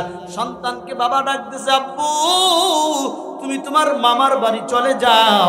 সন্তান আব্বার কথা মানার জন্য দৌড় মারছে। দৌড় দেওয়ার পরে আবার বাবাই পিছন থেকে ডাক দেয়, আব্বু আব্দুল্লাহ দাঁড়াও। যখন বলছে আব্দুল্লাহ দাঁড়াও, তখন বোঝা যায় আরো কিছু কথা তার বাবা সন্তানকে বলবে। আব্দুল্লাহ এবার দাঁড়াইছে, বলে আব্বু তুমি তো মামার বাড়ি যাইতে বললা, আবার পিছন থেকে কেন ডাক দিলা? এবার ডাক দেখে, আব্দুল্লাহ তুমি তোমার মামার বাড়ি যাবা, কোনো বাধা নাই, তবে বড় মামার ঘরটার মধ্যে ঢুকবা না। বিষয় কি ক্লিয়ার? যাবা তোমার মামার বাড়ি, কোনো বাধা নাই, তবে বড় মামার ঘরের মধ্যে যাবা না। উদাহরণ তো বিষয়টা যেইভাবে ক্লিয়ার। আল্লাহ বলছে পৃথিবীর সব মানুষগুলা ক্ষতিগ্রস্ত, বিপদগ্রস্ত, জাহান্নামী, তবে 4 গুণওয়ালা মানুষ জান্নাতি। 4 গুণ মানুষ হলো সফল কাম। আল্লাহু আকবার। তার মধ্যে 1 নম্বর গুণ, মুসলমান যুবক ভালো করে মনে রাখবেন, পর্দানিসীন মা বোনেরা, কোন 4টা গুণ থাকলে জান্নাতে যেতে পারবেন। 1 নম্বর গুণ, আল্লাযীনা আমানু, যারা ঈমান আনে আল্লাহর উপরে, কার উপর? তাহলে জান্নাতে যাওয়ার জন্য মানুষ 1 নম্বর শর্ত হলো ঈমান আনা। বলে ঈমান কি জিনিস? লা ইলাহা ইল্লাল্লাহু মুহাম্মাদুর রাসূলুল্লাহ। আল্লাহর নবী বলেন লা ইলাহা ইল্লাল্লাহ মুহাম্মাদুর রাসূলুল্লাহ দাখালাল জান্নাহ। এই কালেমা যারা বিশ্বাসের সাথে একবার পড়বে, আল্লাহ তাদেরকে জান্নাতের মেহমান বানায়া দিবে। ঈমান গ্রহণ করলাম, কালেমা পড়লাম, ও মুসলমান 1 নম্বর গুণ তো জান্নাতে যাওয়ার ঈমান। বলে ঈমান আবার কাকে বলা হয়? জন্ম থেকে এই পর্যন্ত ঈমানের বয়ান শুনলাম, কিন্তু ঈমানের কথা প্রশ্ন করলে বলতে পারি না। ঈমান বলা হয় 3 জিনিসের নাম, তাসদিক বিল জানান, ইকরার বিল লিসান, আমল বিল আরকান। এই 3 জিনিসের সমন্বয় ঈমান গঠিত হয়। 1 নম্বর হলো তাসদিক বিল জানান, অন্তরে অন্তরস্থল থেকে বিশ্বাস করা। আল্লাহ কয়জন? জোরে বলেন কয়জন? এটা অন্তর দিয়ে বিশ্বাস করবা আল্লাহ এক, লা শরীক, আল্লাহর কোনো শরীক নাই বলে অন্তর দিয়ে বিশ্বাস করতে হবে না। এখন জবান দিয়া ঘোষণা করে দাও আল্লাহ বাদে কোনো মাবুদ নাই বলে জবান দিয়া ঘোষণা করলেও হবে না। আমল বিলার কান তুমি আমলের মধ্যে পরিণত করে দেখাও। অন্তরে দাও বিশ্বাস করে আল্লাহ এক, জবান দাও বলে আল্লাহ এক, কিন্তু নামাজ পড়ে না, রোজা রাখে না, আল্লাহর বিধান মানে না। আল্লাহ বলে তোর জবান আর কলব ঠিক নাই যতক্ষণ পর্যন্ত বাস্তবে তুমি কামনা করবা। কথা বলেন ঠিক না বেঠিক? ছাত্র স্কুলে ভর্তি হয়েছি, জিজ্ঞাসা করো তোর রোল কত, কয় 1 নাম্বার। অসুধ একদিন স্কুলেই যায় না, কথা কয় না। সন্তান মাকে মা বলে ডাকে, মা কয় তুই আমার পেড়ি হস নাই। সন্তান বাবাকে আব্বা আব্বা বলে ডাকে, আব্বা কয় তুই আমার জন্মই হও নাই। এখন মুসলমান আল্লাহরে আল্লাহ বলে মানে, আল্লাহ কয় তুই আমার বান্দা না। কারণ কি? তুই নামাজ পড়ো না, রোজা রাখো না, অন্তরে কও আল্লাহ, মুখেও কও আল্লাহ, কিন্তু কাজে হলো হিন্দুত্ব সংস্কৃতি। কথা কয় না, কথা কয় না। এজন্য মুসলমান ইমানদার ভালো করে বুঝবেন, ঈমান জান্নাতে যাওয়ার প্রথম পয়েন্ট বলে ঈমান 3 জিনিসের নাম আবার মুখস্থ করেন। তাসদিক বিল জানান, ইকরার বিল লিসান, আমল বিল আরকান। অন্তর দিয়ে বিশ্বাস করা আল্লাহ এক, আবার জবান দিয়ে স্বীকৃতি দেওয়া আল্লাহ এক, এবং কামের মাধ্যমে কাজের মাধ্যমে প্রমাণ করা আল্লাহ বাদে কোনো মাবুদ নাই। লা শারিক, লা ইলাহা ইল্লাল্লাহ, লা মাবুদা ইল্লাল্লাহ, লা ইলাহা ইল্লাল্লাহ, লা মাশুকা ইল্লাল্লাহ, লা ইলাহা ইল্লাল্লাহ, লা মাকসুদা ইল্লাল্লাহ, লা ইলাহা ইল্লাল্লাহ, লা মাহবুবা ইল্লাল্লাহ, লা ইলাহা ইল্লাল্লাহ, লা খালিকা ইল্লাল্লাহ। ঠিক না বেঠিক? আল্লাহ বলে বান্দা কেমন ঈমান? লা তুশরিক বিল্লাহ, যে ঈমানের মধ্যে কোনো শিরক নাই। আল্লাহ বলে গোলাম তোর জীবনের সব গুনাহ আমি মাফ করব, কিন্তু যদি শিরক করো ওই গুনাহ আমি মাফ করব না। ইন্নাশ শিরকা লাযুলমুন আযীম, কারণ শিরক হলো বড় জুলুম।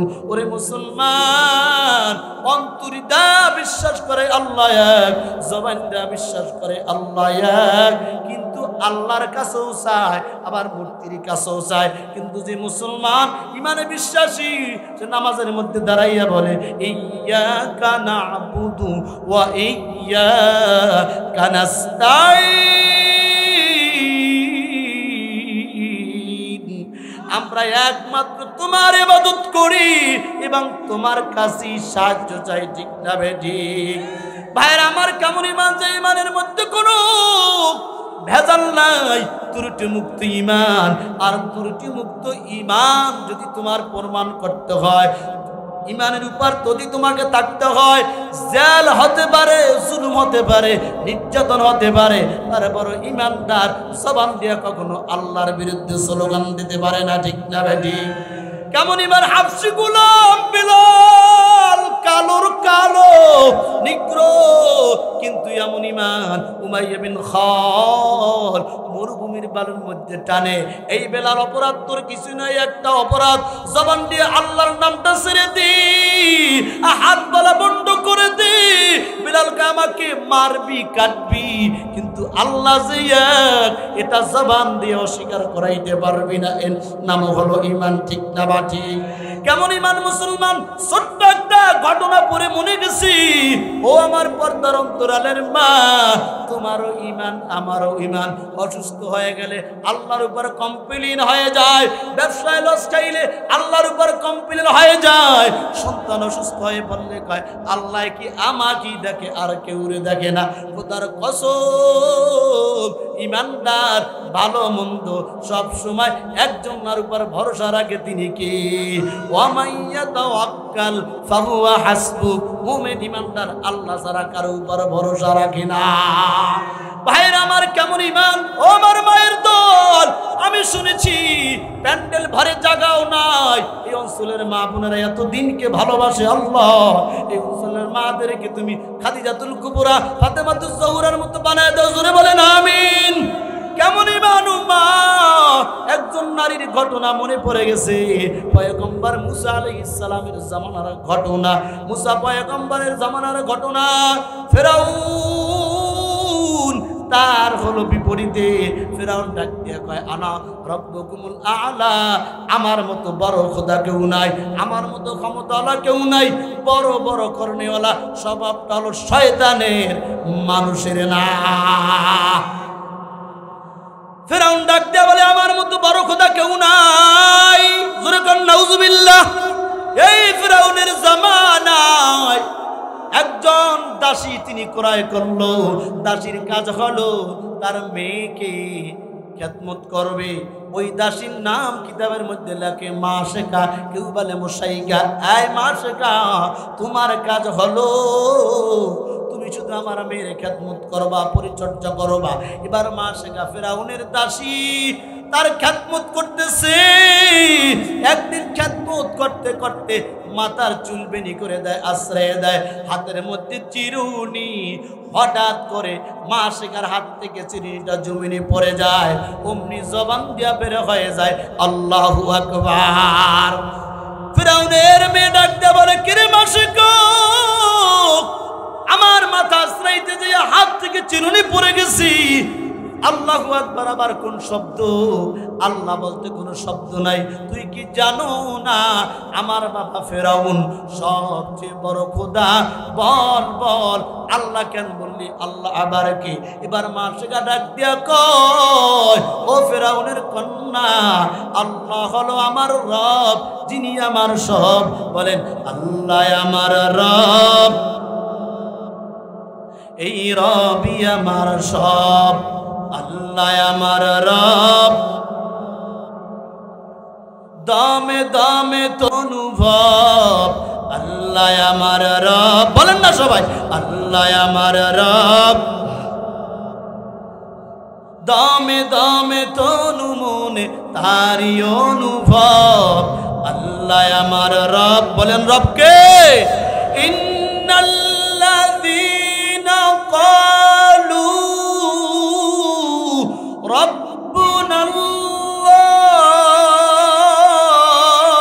রাব্বুনাল্লাহ, ইন্নাল্লাযীনা ক্বালু রাব্বুনাল্লাহ। রবকে, দুনিয়ার রবের পরিচয়, রূহের জগৎ রবের পরিচয়, মরার পর রবের পরিচয়। মান রব্বুকা, ঠিক না বেটি? এই জন্য মাশেকা ডাক দিয়া কয়, ও ফেরাউনের কন্যা, কেমন রব, কেমন আল্লাহ জানো? যিনি আমাকে সৃষ্টি করেছে, তোমার বাবা ফেরাউনকে সৃষ্টি করেছে, তামাম দুনিয়াকে যিনি লালন পালন করে, চার কুদরত দ্বারা সৃষ্টি, তিনি হলো আল্লাহ। ফেরাউনের মেয়ের মাথাটা গরম হয়ে যায়। ডাক ডাকা, মাশেকা পাগলামি করিস না। তুই কি জানো না আমার বাবা ফেরাউন আমার এই দুনিয়ার সবচেয়ে বড় খোদা? আমার বাবার রাজ্যে থাকিয়া, আমার বাবার আন্ডারে চাকরি কইরা, আমার বাবারটা খাইয়া, আমার বাবাকে যদি রব বলে না মানো, খোদা বলে না মানো, তোর চাকরিও থাকবে না, এমনকি তোর জীবনটাও থাকবে না। ভালো করে চিন্তা ভাবনা করে দেখ, আল্লাহর জবান দিয়ে উচ্চারণ করিস না, কিন্তু যে ইমানদার ফাঁসির কাছে দাঁড়াইও বলে আল্লাহ এক, ঠিক না বেঠিক? ফেরাউনের কন্যা, যত ভয় দেখাও কোনো কাজ হবে না, কারণ কোরআনের সৈনিকেরা কখনো ভয় পায় না, ইসলামের সৈনিকেরা কখনো ভয় পায় না, ঠিক কিনা? আল কোরআনের সৈনিক আমি, নেই তো পরিচয়, আল্লাহর গোলাম আমি, এই তো পরিচয়। আল কোরআনের সৈনিক আমি, নেই তো পরাজয়, আল্লাহর গোলাম আমি, এই তো পরিচয়। ইমানদার আল্লাহ যারা কারো সামনে মাথা নত করে, ইমানদার আল্লাহ যারা কারো সামনে মাথা নত করে, ও মুসলমান, আপনাদের কি কষ্ট হয়? কষ্ট হইলে এখনই মোনাজাত। এই যে রাত্র জায়গায় অল্প কয়েকজন মানুষ, তারপরেও কষ্ট হয় না। কোরআনের প্রেম, ইসলামের প্রেম, নবীর প্রেম, এর দ্বারাই প্রমাণ হয় আগামীর বাংলাদেশ হবে কোরআনের বাংলাদেশ। কথা বলেন ঠিক না বা ঠিক? আগামীর বাংলাদেশ যদি কোরআনের বাংলাদেশ হয়, খোদার কসম এই দেশে গুম, খুন, রাহাজানি, চুরি, বদমাশি জেনা, ব্যভিচার, অন্যায়, লুট থাকবে না, থাকবে না, থাকবে না।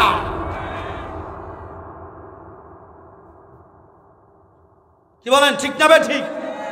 ভাইরা আমার, ফিরাউনের মেয়ে ডাক দিয়া কয়, মাসেকা বুঝেছি তুমি আমার কথায় তোমার কান খুলবে না। আমি এই তোমার খবর আমার বাবা ফিরাউনের এই মা বোনেরা চক্ষুটা বন্ধ করে দেন। যুবক ভাইরা, বিরুদ্ধ বাবাজিরা, কেমন ইমান দিয়া জান্নাতে যাইবেন? দুনিয়ায় একদিকে ইমানদার, একদিকে তারপরও ইমানদার পরাজয় বরণ করে না, বিজয় লাভ করে। কথা বলে ঠিক তবে ঠিক? ভাইরা আমার, এবার ফিরাউনের মেয়ে ডাক দিয়া বলে, আব্বু গো, কেমন দাসী, কেমন বান্দি গোলাম ক্রয় করছো, যে তোমাকে খোদা বলে মানে না, যে তোমাকে আল্লাহ বলে মানে না। ফিরাউনের চান্দি গরম, কি বলো, হায় হায়, আমার রাজ্যে থাকি আমারটা খাই আমারটা পরেরা, আমাকে খোদা মানে না। ডাক দে এই মাসেকা, কিরে তোর ব্যাপারে যে বিচার আসলো, বিচার কি সত্য? তুই বলে আমাকে খোদা মানো না, আমাকে রব মানো না, ব্যাপারটা কি সত্য? ডাক দিয়া বলে, হ্যাঁ অবশ্যই সত্য। বলে, তুই কাকে খোদা মানো? মাসেকা ইমানের বলে ডাক দিয়া বলে, তুমি তো কইলা ডুপ্লিকেট খোদা, আমি এমন রবকে রব মানি, এমন খোদাকে খোদা মানি, যিনি লা তাখুযুহু সিনাতুন ওয়ালা নাওম, তার কোনো ঘুমানিও নাই, জিনানিও নাই, তন্দ্রাও নাই। আল্লাহু আকবার। তিনি সব সময় বিরাজমান। আমি এমন খোদাকে খোদা মানি, জানো, রাত্রির গভীরে লঞ্চ চলতেছে, তুফানে লঞ্চ চলতেছে, কেউ নাই, ওই সময় যদি আল্লাহকে স্মরণ করে, আল্লাহ বলে ডাক দেয়, কেউ সাহায্য করতে পারে না। আমি আল্লাহ সাহায্য করতে পারি। ৩৬,০০০ ফিট বিমান আসমানে উড়ে, আকাশে উড়ে দুলতেছে, কি জানো কি হয়, ওই জায়গায় কেউ সাহায্য করতে পারে না। যিনি পারে তিনি কি? রাত্রির গভীরে জঙ্গলায় চলে গেছে, কেউ নয়, অন্ধকার, বাঘের সামনে পড়ে গেছে, ওই জায়গায় যিনি রক্ষা করতে পারে তিনি কি? এই ফিরাউন, তুমি তো হইলা ডুপ্লিকেট খোদা। আমি যাকে আল্লাহ বলে স্বীকৃতি দিয়েছি, তিনি রাতকে দিন বানান, দিনকে রাত বানান, তিনি আলোকে অন্ধকার দেন, অন্ধকারের মধ্যে আলো ঢুকান, তিনি আমার রব। ডাইকে বলে, তোর চাকরিও থাকবে না, তোর জীবনটাও থাকবে না।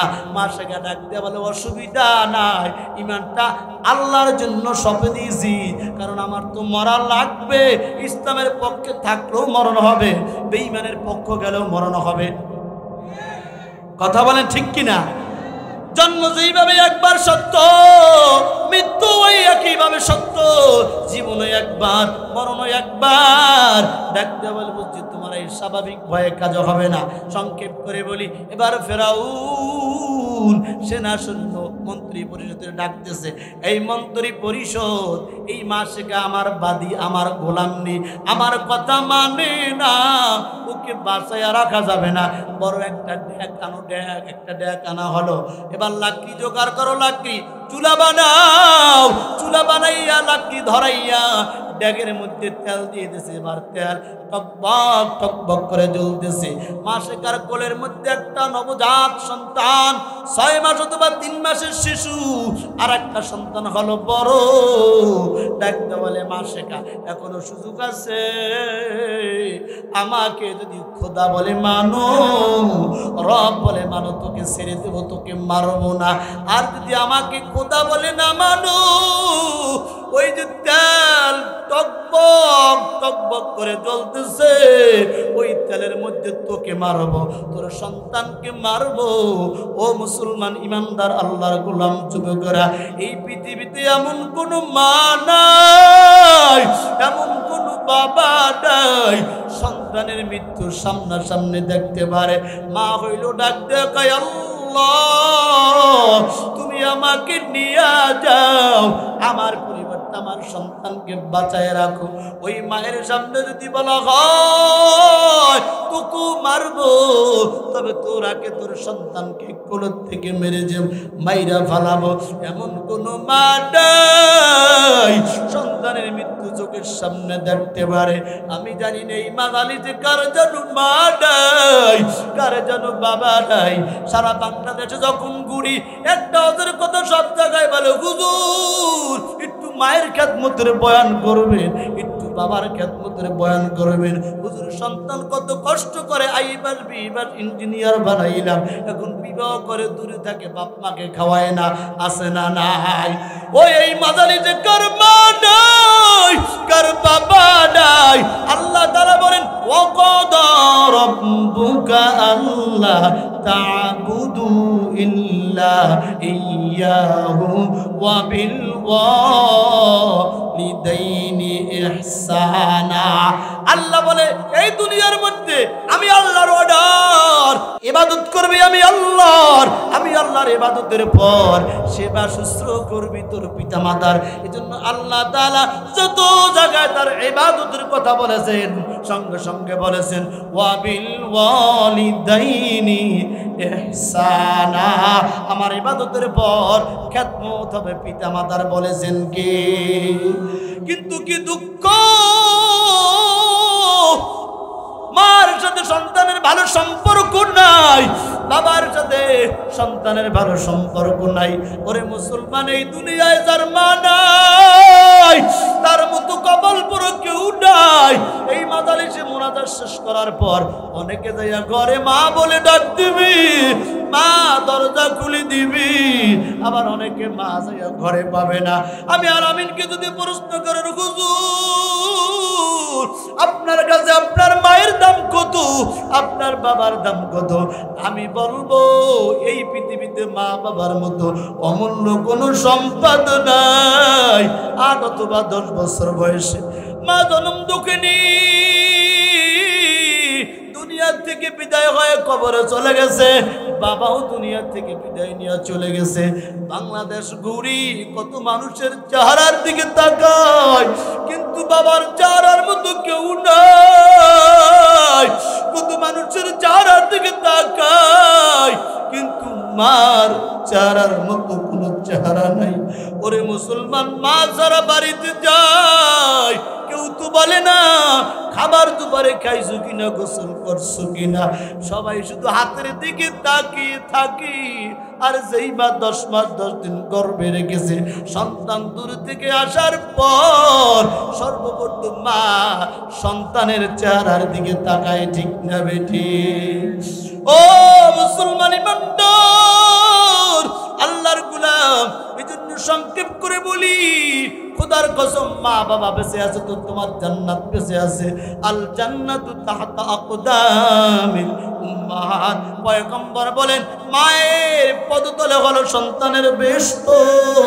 খোদার কসম মাকে কান্দাইয়া বাবাকে কান্দাইয়া মক্কা মদিনা যাইতে পারবা, মসজিদ বানাইতে পারবা, মাদ্রাসা বানাইতে পারবা, কিন্তু কবুল হবে না, ঠিক না বেঠিক?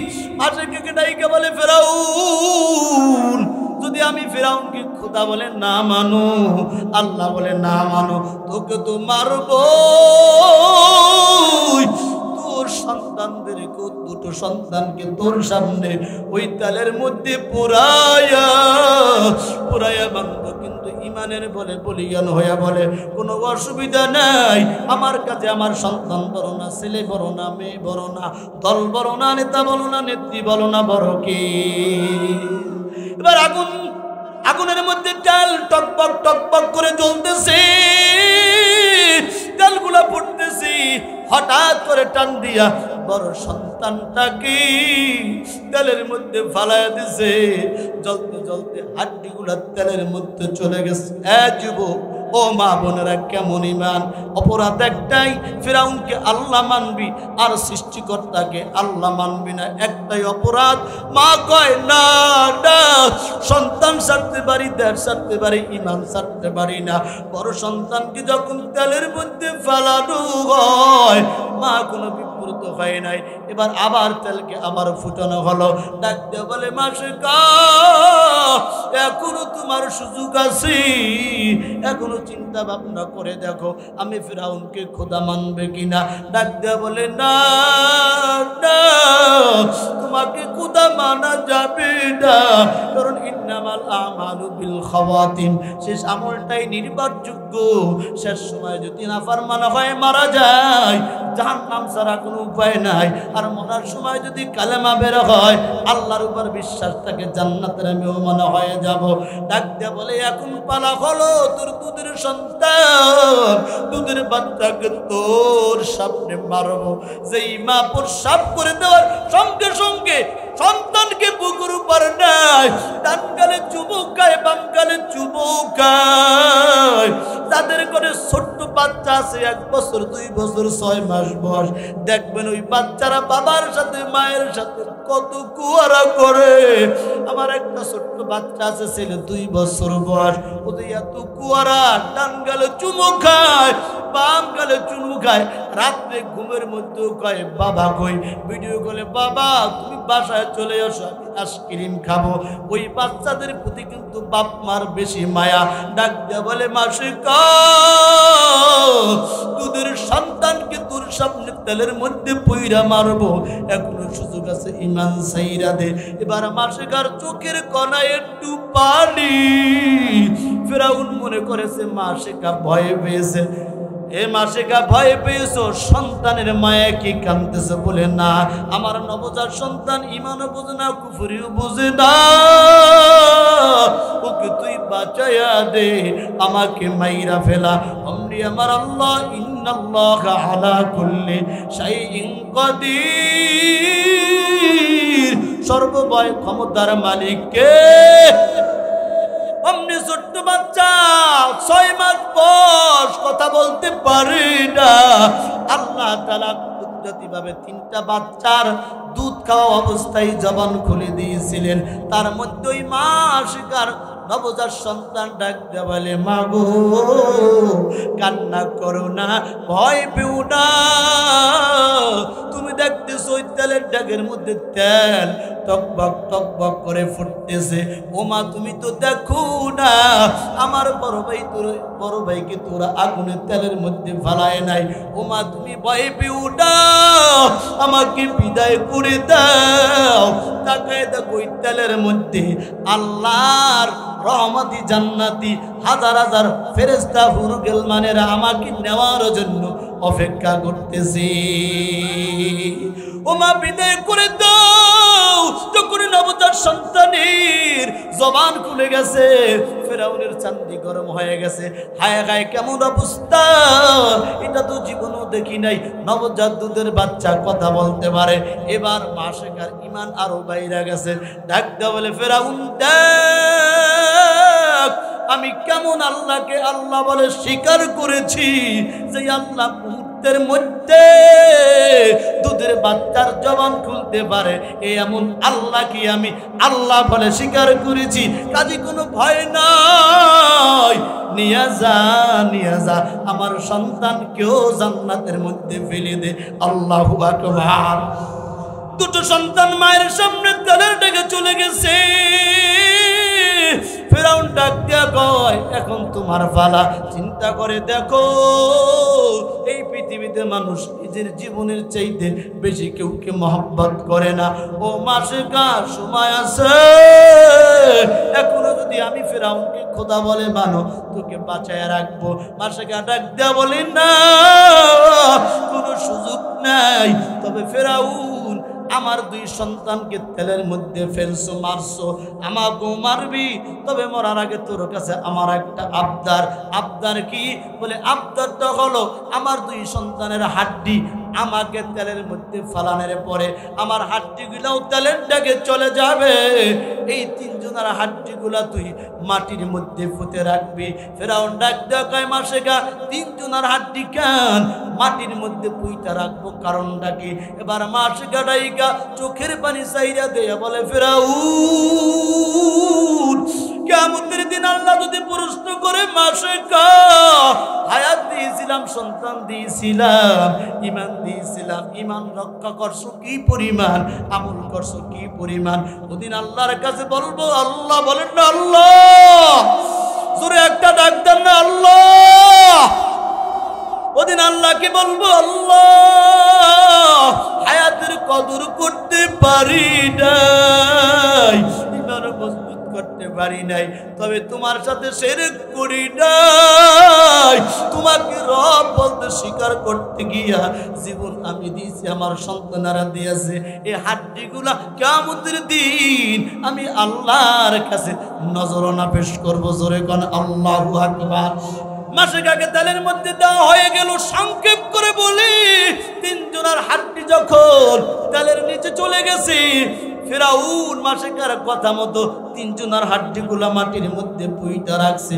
আমার নবী মুহাম্মদুর রাসূলুল্লাহ সাল্লাল্লাহু আলাইহি ওয়াসাল্লাম জিবরাইল আমিনকে নিয়ে বুরাক সাথে নিয়ে মেরাজে রওনা করেছেন। যাইতে যাইতে হঠাৎ করে দেখে পুঁতি মধ্যে জান্নাতের ঘেরান পাওয়া যায়। জোরে কোন আল্লাহু আকবার। আমার নবী যাইকে বলে, জিবরাইল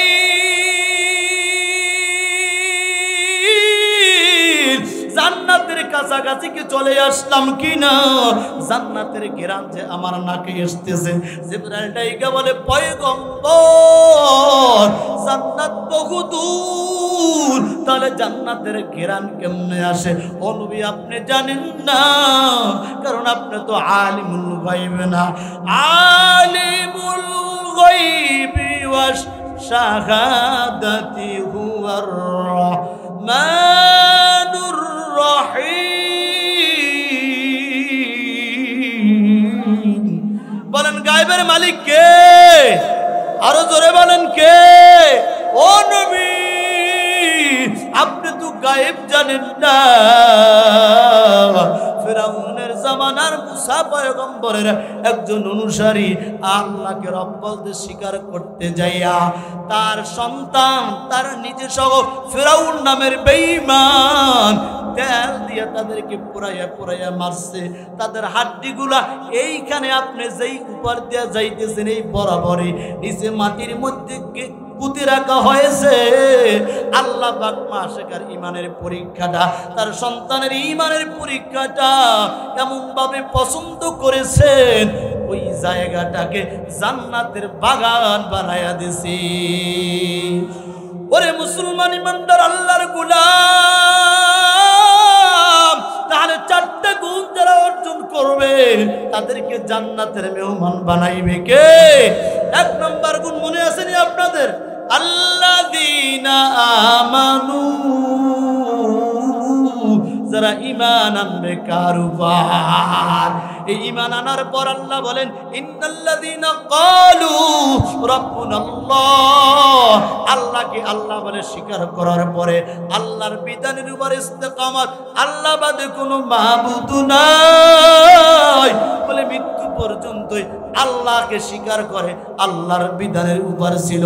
আল্লাহ বলেন, তাতানাজ্জালু আলাইহিমুল মালাইকা আল্লা তাখাফু ওয়ালা তাহজানু ওয়া আবশিরু বিল জান্নাতিল্লাতী কুনতুম তুআদুন।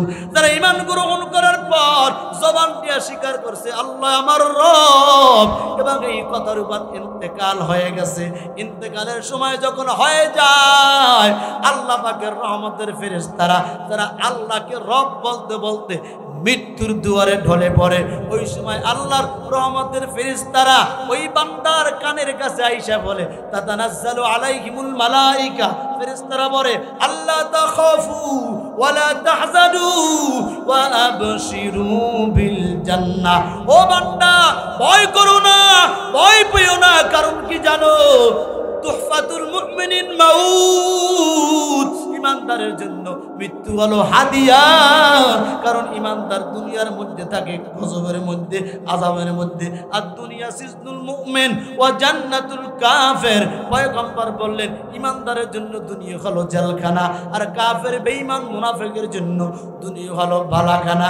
এইজন্য ওই ফেরেশতারা বলে, তুমি ঈমানের উপর অটল ছিলা, তোমার কোনো ভয় নাই, তোমার কোনো ডর নাই, তোমার কোনো চিন্তা নাই, তোমায় হাসতে হাসতে জান্নাত দেখতে দেখতে জান্নাতে চলে যাও। আল্লাহু আকবার। কারণ নবী বলেন, আল কবরু রাউযাতুম মিন রিয়াদিল জান্নাহ আও হুফরাতুম মিন হুফারিন নার। যেই মানুষগুলা ঈমান অবস্থায় মারা যাবে, ওই মানুষের জন্য কবরটা হয়ে যাবে জান্নাতের বাগান। আর যেই মানুষগুলা নামাজ রোজা মুনাফিক বেঈমান কাফের হইয়া মারা যাবে। নবী বলেন তাদের জন্য কবরটা হয়ে যাবে জাহান্নামের গর্ত। ওরে মুসলমান যুবক ভাইরা আমার, মানুষ মরার পরে প্রথম ঘাটির নাম হলো কবর। পয়গম্বর বলেন কবরে যদি কোনো মানুষ মাপ পেয়ে যায়, হাসর ফুলসিরাত মিজানে সব জায়গায় মাপ পেয়ে যাবে। কোনো মানুষ যদি কবরে ধরা খেয়ে যায়, সব জায়গায় ধরা খেয়ে যাবে। এজন্য মুসলমান ইমানটাকে খাঁটি করতে হবে, আর মৃত্যুর ভয় অন্তরে ঢুকাইতে হবে। মৃত্যুর ভয় যদি কলবে থাকে, খোদার কসম, কোন মানুষ যদি প্রতিদিন চিন্তা করে আমাকে মরা লাগবে, এই দুনিয়ায় আমি থাকতে পারবো না, ওই মানুষ দ্বারা কোনো গুনাহ হওয়া সম্ভব না। যেই মানুষগুলা ইমানের উপর অটল থাকে, যেই মানুষগুলা মৃত্যুর চিন্তা করে, ওই ব্যক্তি নামাজ ছাড়তে পারে না, রোজা ছাড়তে পারে না, সুদ খাইতে পারে না, ঘুষ খাইতে পারে না। ঠিক না বা ঠিক? এজন্য কবরের জন্য প্রস্তুত ইমান নিয়া, কারণ কারো মানুষের অন্তরের মধ্যে মৃত্যুর ভয় নাই। এজন্য পয়গম্বর বলছে দৈনিক কমপক্ষে একবার মৃত্যুর কথা স্মরণ করবা। যদি 100 বার মৃত্যুর কথা স্মরণ করতে পারো, কলব নরম হয়ে যাবে।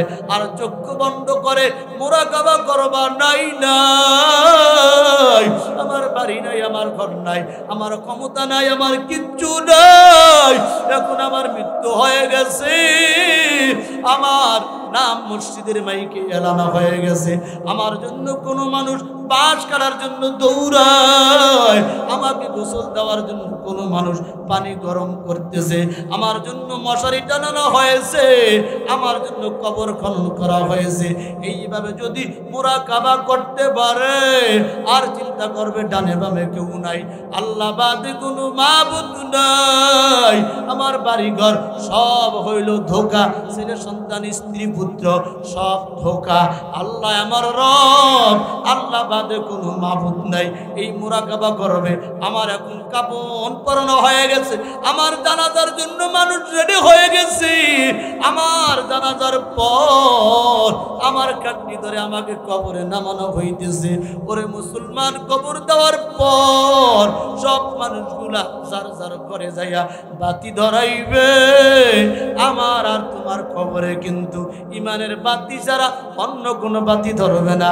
এই জন্য মুসলমান ইমানদার, হিংসা ছেড়ে দাও, দলাদলি ছেড়ে দাও, ইমানটাকে খাঁটি করে দাও। কে আওয়ামী লীগ, কে বিএনপি, কে জামাত ইসলাম, কে জাতীয় পার্টি, কে জাসদ, কে বাসদ, এটা নিয়ে রাজনীতি নির্বাচন আমাদের সময় নাই। আমাদের সময় কবরের দিকে আস্তে আস্তে যাই দিছি।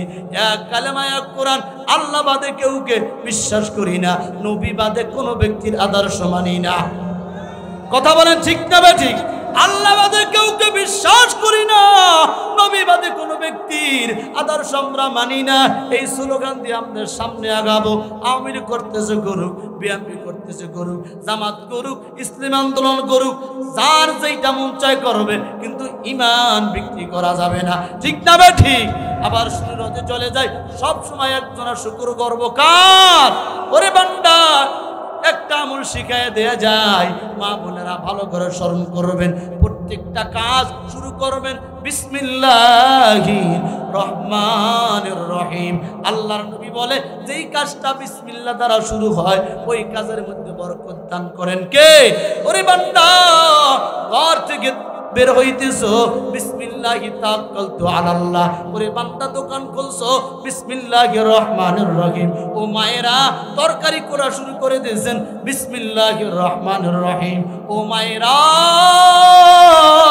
তরকারি রান্না করতেছেন, বিসমিল্লাহির রহমানির রহিম।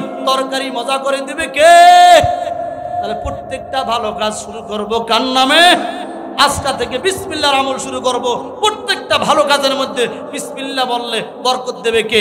আল্লাহর নবী বলেন, যেই ভালো কাজের মধ্যে বিসমিল্লাহ নাই, ওইটা হলো কোনো সময় সাকসেসফুল হয় না, লেস কাটা। 2 নম্বর হলো ভালো কাজটা সেটা হয়ে যাবে, শুকর আদায় করবো, আলহামদুলিল্লাহ, আল্লাহ তুমি আমাকে ভালো কাজ করার সুযোগ দিয়েছো, তোমার দরবারে শুকর, অহংকার যেন না আসে।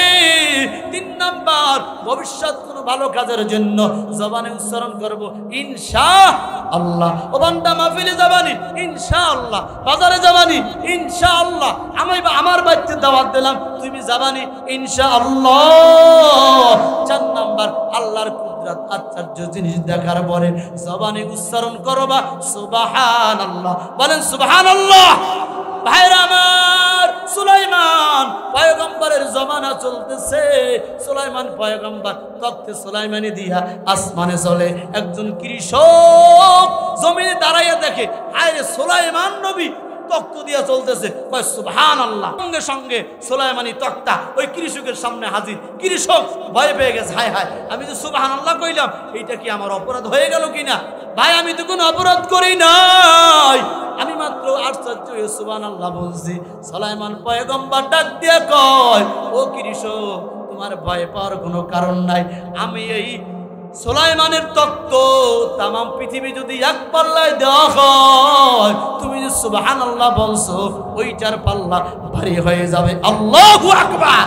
এই জন্য আল্লাহর কুদরত দেখার পরে আমরা বলবো সুবহানাল্লাহ, ভালো কাজ শেষ করার পরে বলবো আলহামদুলিল্লাহ, ভবিষ্যৎগুলো কাজ করার জন্য বলবো ইনশাআল্লাহ, আর প্রত্যেকটা ভালো কাজের শুরুতে বলবো বিসমিল্লাহির রহমানির রহিম।